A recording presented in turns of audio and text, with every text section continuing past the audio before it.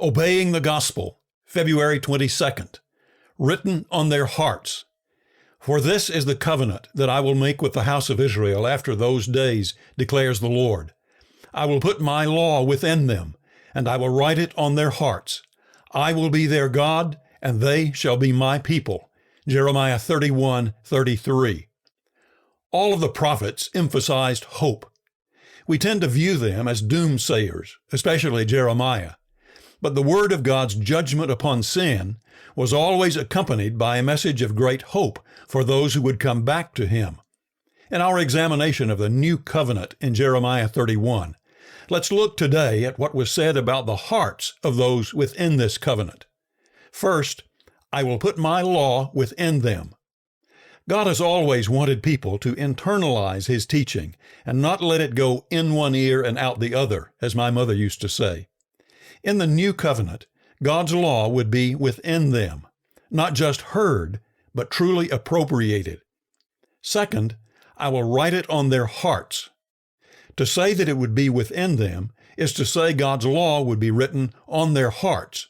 They would possess the character that God was looking for, rather than just going through the outward observances required by God.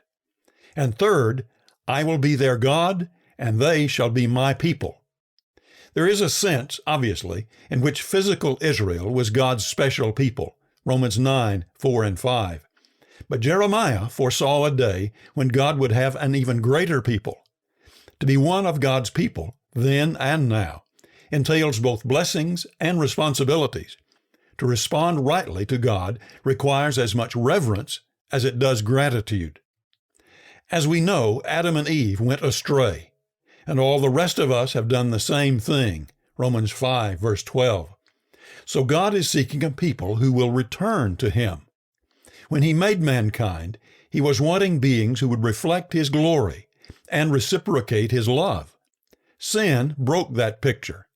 But even before that tragedy, God had a plan to build a new people.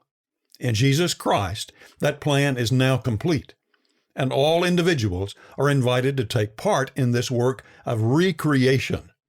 Obeying the gospel, we can be forgiven and begin to have our hearts remade in God's image.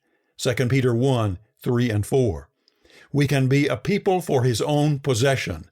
1 Peter 2, verse 9. Those for whom God's Torah, his teaching, is written on their hearts.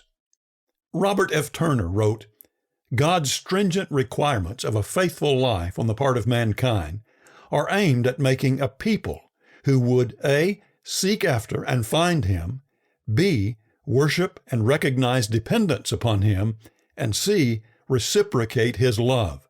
In a word, glorify God.